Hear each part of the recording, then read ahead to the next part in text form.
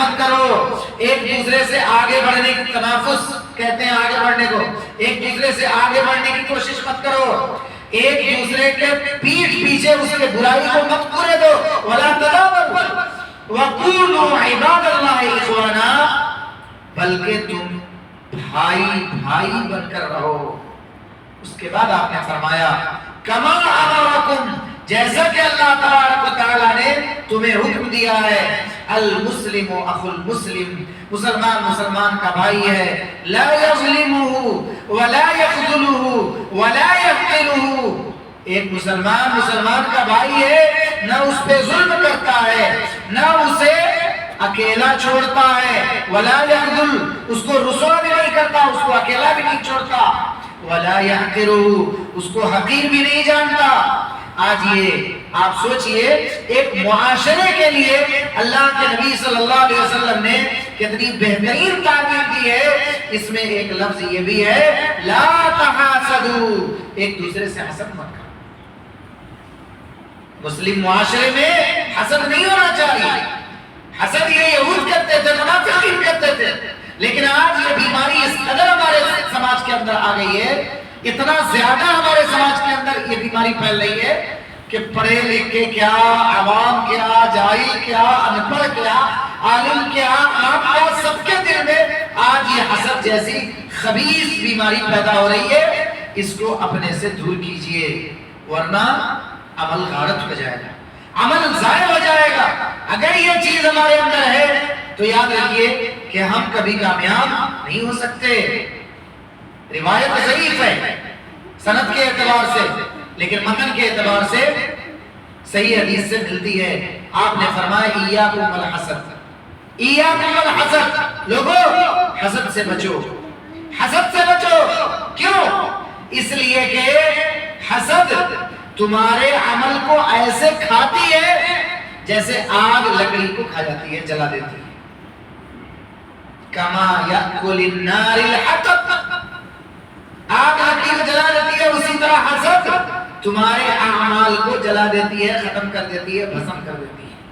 یعنی ایک دل کے اندر ایمان اور حسد یہ دونوں جمع نہیں ہو سکتے، نہیں جمع ہو سکتے۔ اگر یہاں حسد پل رہا ہے، کینہ پل رہا ہے، بغض پل رہا ہے ایک دوسرے کے تئیں، آپ کا ہمارا سینہ صاف نہیں ہے، تو یاد رکھیے کل قیامت کے دن ہم کامیاب نہیں ہوں گے۔ آگے روایت آ رہی ہے اپنے سینے کو کینے سے صاف کیجیے۔ سینہ کینہ سے صاف ہونا چاہیے۔ سینے میں اگر کینہ ہے، خواتین کے اندر بھی یہ چیز پائی جاتی ہے، بہت زیادہ پائی جاتی ہے، اس لیے محترم ماؤں اور بہنوں اپنے سینے کو کینے سے صاف کرو، اپنے آپ کو تولو، ہر دن سوتے وقت جائزہ لو کہ ہمارے سینے میں کس کس کے تئیں کینہ بھرا ہوا ہے، کس کس کے تئیں ہمارا سینہ گندا ہے، کس کس کے تئیں ہم اپنے سینے میں کینے کو پال رہے ہیں۔ اپنے سینے کے اندر کینے کو پال رہے ہیں تو پھر یہ ایمان نہیں پلے گا، ایمان نہیں بڑھے گا، ایمان کی پرورش نہیں ہو پائے گی، وہ کینے کی پرورش ہو پائے گی۔ کینہ پرور یہ دنیا میں بھی نقصان اٹھانے والا ہے اور آخرت میں بھی نقصان اٹھانے والا ہے۔ بھائیوں اپنے سینے کو کینے سے پاک کرو۔ باتیں اور بھی ہیں، اللہ تبارک و تعالی نے ایک مقام پر فرمایا وَدَّ كَثِيرٌ مِّنْ أَهْلِ الْكِتَابِ لَوْ يَرُدُّونَكُم مِّن بَعْدِ إِيمَانِكُمْ كُفَّارًا حَسَدًا مِّنْ عِندِ أَنفُسِهِمْ، حَسَدًا مِّنْ عِندِ أَنفُسِهِمْ۔ ان اہل کتاب کے، دیکھیں اہل کتاب، یہ اہل کتاب کون ہے؟ یہود اور نصارہ۔ حسد کے معاملے میں ایمان والوں کا تذکرہ آپ کو قرآن میں ملے گا ہی نہیں۔ یہ ان اہل کتاب کے اکثر لوگ باوجود حق واضح ہو جانے کے محض بغض و حسد کی بنیاد پر تمہیں بھی ایمان سے ہٹا دینا چاہتے ہیں۔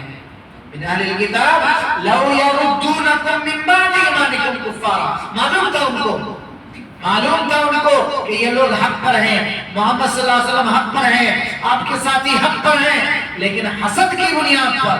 حسد کیا تھا؟ ابو جہل کو ٹریجڈی ملنے والی تھی، ابو جہل بڑا بننے والا वजह से अबू जहल की जो बड़ा घमंड था वो खत्म हो गया।